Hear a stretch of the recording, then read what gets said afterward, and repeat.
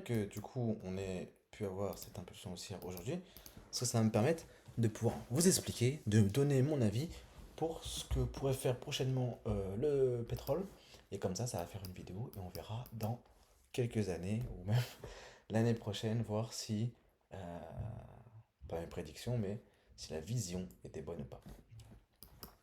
Donc je vais essayer de déterminer ce que pourrait faire le pétrole potentiellement dans les prochaines semaines, les prochains mois ou même les prochaines années. Donc, on commence tout d'abord par regarder la structure du pétrole, enfin du prix du pétrole, et nous pouvons remarquer que ici, ce qui s'est passé, c'est que le pétrole, en fait, c'est ça le problème. Il y a toujours un truc qui va me déranger dans mes vidéos. Donc là, par exemple, c'est les volets qui descendent. Donc on va attendre que les volets descendent. Parce que c'est chiant. Voilà.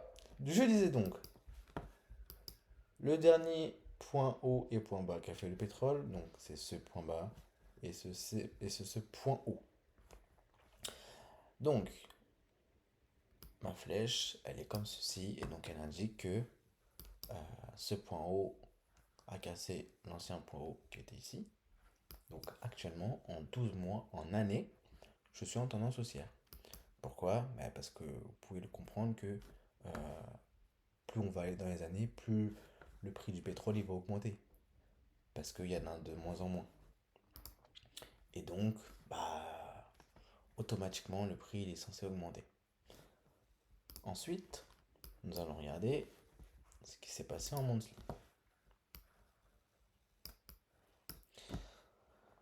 Donc en monthly, tac tac tac, le prix donc, il part à la hausse, il fait ceci, il fait cela, tac tac tac tac tac, un plus bas.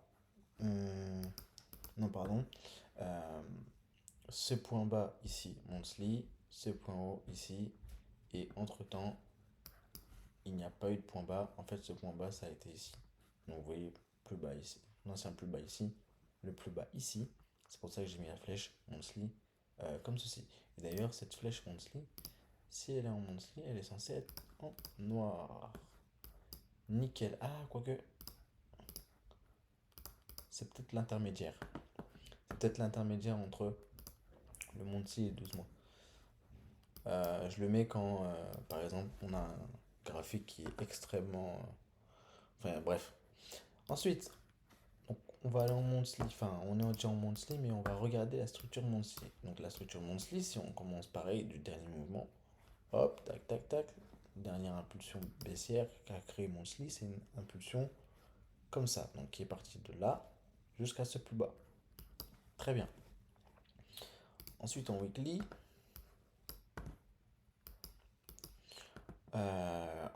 donc ça, weekly, ça va être ce qui est en violet. Hop, boum, boum. Le prix, il a fait un plus haut. Et depuis, le prix, il n'a ni fait un plus bas. Quoique, si, il a fait un plus bas. Il a fait un plus bas, donc ça veut dire que en weekly, le prix, il est en tendance baissière. Là, mon pétrole, il est en tendance baissière en weekly. En daily, je vais vous épargner tous les trucs, mais en weekly, ce qu'il faut retenir, c'est que là, le prix il est repassé haussier. D'accord? Le prix il est repassé haussier en, en daily. En weekly, en monthly, il est toujours baissier. Ok? Donc ça veut dire quoi? Ça veut dire que si il est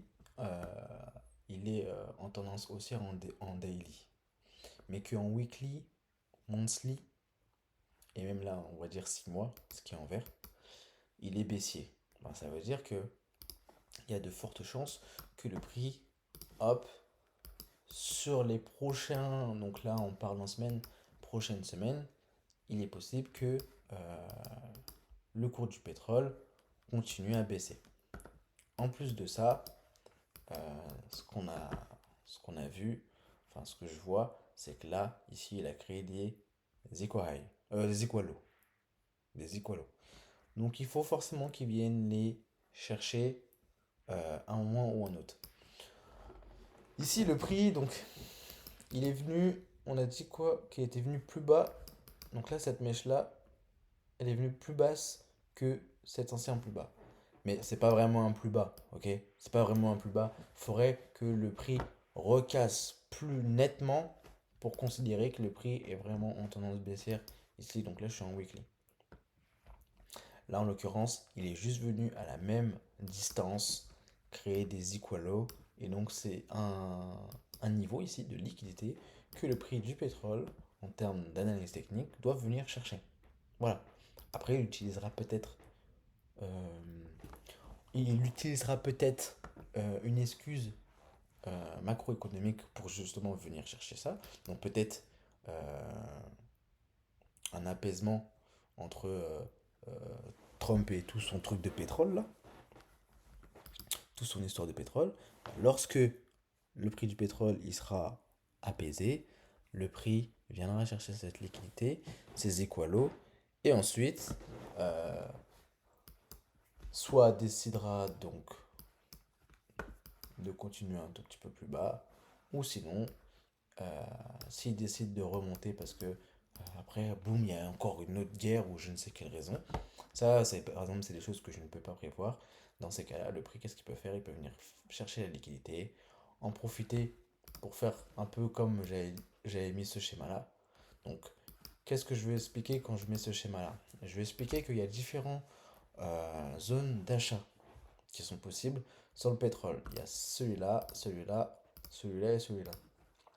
Est-ce que le pétrole va forcément venir là? Non. Ok. Vous voyez bien qu'à l'heure actuelle, le pétrole, il se trouve où? Il se trouve au niveau des 50%. À l'heure où je vous parle, il se trouve au niveau des 50%.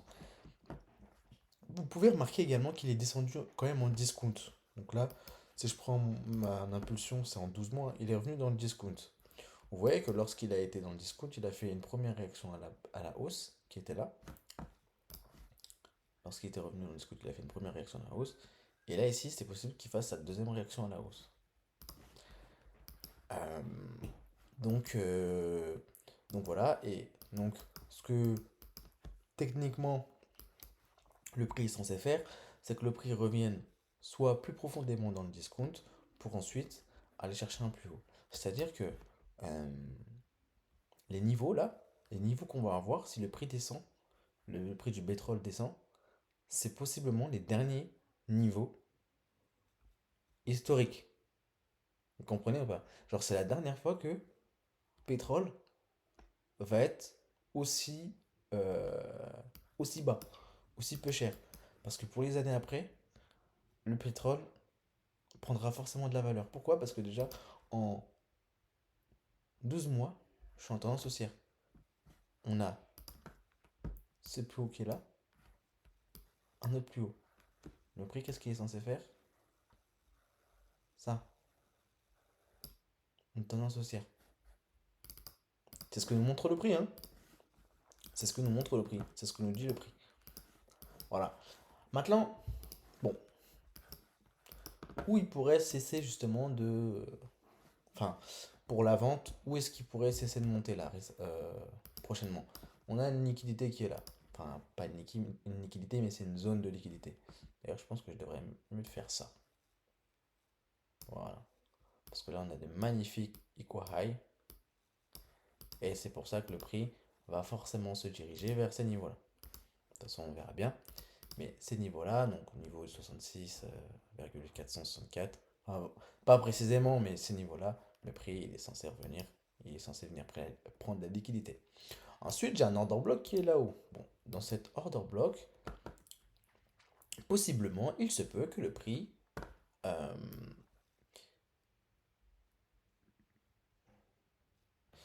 il se peut que le prix, hop, réagisse et qu'ensuite il puisse repartir potentiellement à la baisse. Ça, c'est une possibilité. La deuxième possibilité, c'est que le prix réagisse non pas dans cet order block, mais dans cet order block. Parce qu'on ne le voit pas avec mes dessins, mais si j'enlève, ici j'ai un order block là. Ici. D'accord? Donc, puisque j'ai un order block, pareil, le prix, qu'est-ce qu'il peut faire? Il peut revenir et il peut retracer. Pourquoi ces deux-là? Pourquoi pas des order blocks enfin, en fait, tout simplement, les order blocks qui étaient vendeurs avant, ils ont tous été mitigate, donc ils ne servent plus à rien. Mais ici, c'est parce que si je prends donc mon Fibo, on part du principe que, on a dit, hein, ce plus bas là a été plus bas que ce plus bas là. Donc, on est normalement en tendance baissière. Je dis bien normalement parce qu'il n'est pas venu vraiment casser son plus bas, mais bon, bref. Ici, si je trace un Fibo, j'allais dire une Fibo. Un Fibo ou une Fibo? Oula, bref, je sais pas. Faudrait que je... Une Fibon, une Fibonacci. La Fibonacci. Un Fibonacci? Ah, je sais pas, bref. Ici, mes deux order blocks sont en premium. Cet order block est en premium, cet order block est en premium. Donc, forcément que le prix il monte. Ici, pourquoi il monte? Parce qu'il y a un discount. Et il va monter jusqu'au 50%. 50% où j'ai cette liquidité. Liquidité qu'il va prendre. Ensuite, il peut très bien faire sa vie ici. Soit réagir dans cet order block, soit monter et réagir dans cet order block. Ok? Ça, c'est ce qu'il va faire en daily. Maintenant, si il est censé revenir donc dans ses order blocks, après, qu'est-ce qu'il est censé faire? Bah, deux choses, deux solutions. Soit il décide de revenir dans ses order blocks, de faire sa réaction baissière, puis ensuite il repart à la hausse. Soit, si on part du principe que là, oui, il a créé un plus bas, il décide d'aller recasser encore son plus bas pour potentiellement venir chercher la liquidité, les equalos qui étaient en bas, ok? Et il en profite pour revenir par exemple sur cet order block ou sur cet order block ou sur cet order block. Ça, c'est des choses que je ne peux pas prévoir. Je ne peux pas savoir sur lequel order block il va arriver. Par contre, je sais que sur cet order block là, il peut y avoir une réaction. Sur cet order block là, il peut y avoir une réaction. Sur celui-là aussi. Parce que c'est tous des order blocks qui doivent forcément être, un jour ou l'autre être mitigés. Même celui en bas. Donc il est possible que le prix aille jusqu'en bas. Oui, c'est possible. Mais une fois qu'il sera en bas et qu'il va repartir à la hausse, bah, c'est là où il va taper son dernier plus bas. Euh, voilà. Euh, tac, tac, tac. Donc ça, c'est d'un point de vue technique, hein. Bien sûr, il faut une situation géopolitique pour aider le prix à, voilà, à aller jusqu'à là-haut. Aider le prix à aller jusqu'à là-haut.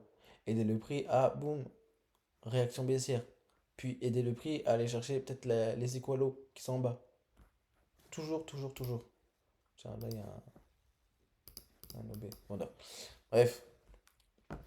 Mais donc, si vous regardez, structurellement, vous êtes baissier encore. N'essayez pas d'anticiper une hausse. Non, là, pour l'instant, on est baissier. On a un plus bas là, on a soi-disant un plus bas qui a fait un plus bas. Mais bon, voilà. Dans tous les cas, ouais, même si on n'a pas un plus bas qui a fait un plus bas, on a une liquidité ici. Et donc, cette liquidité doit forcément venir être comblée un jour ou l'autre. Voilà, c'est pour ton pétrole. Donc, toi, ton pétrole, quand il va arriver ici, là, ce sera le moment d'aller faire tes pleins d'essence. Va remplir un tonneau, même plusieurs tonneaux ou une cuve, si tu veux, de pétrole. Et lorsqu'il sera dans ces zones-là, ouais, ramasse bien du pétrole, accumule bien du pétrole, parce qu'après, lorsqu'il va remonter, après, tu n'auras plus des prix, t'auras plus des prix aussi intéressants. Alors, donc quand on vous dit, ouais, le prix du pétrole, il va forcément augmenter, etc., etc., bah, c'est tout simplement d'un point de vue technique, parce que aussi, là, eh ben, il y avait son ancien plus haut. Il a cassé son ancien plus haut, donc il est en tendance haussière. Actuellement, il est revenu dans le discount, donc il y a des chances qu'il parte. Ok. Là, si le pétrole, il part là, d'un coup, là, il casse ce plus haut là, et qu'il retrace, c'est pas surprenant parce qu'il était en discount. Après, est-ce qu'il va forcément aller taper son nouvel ATH maintenant? Non. Je pense quand même qu'il va revenir plus profondément dans ces zones-là avant de partir. Et du moins, il y a une liquidité là, il y a ces équalos qu'il doit aller chercher. Ok. Euh, on a ce BOS qui confirme que là, la tendance elle est encore baissière. Et voilà. Il est possible que je fasse ce genre de vidéo un peu pour d'autres matières, mais là, je sais que le pétrole c'est intéressant parce que sans pétrole, t'as pas de voiture, enfin, tu roules pas.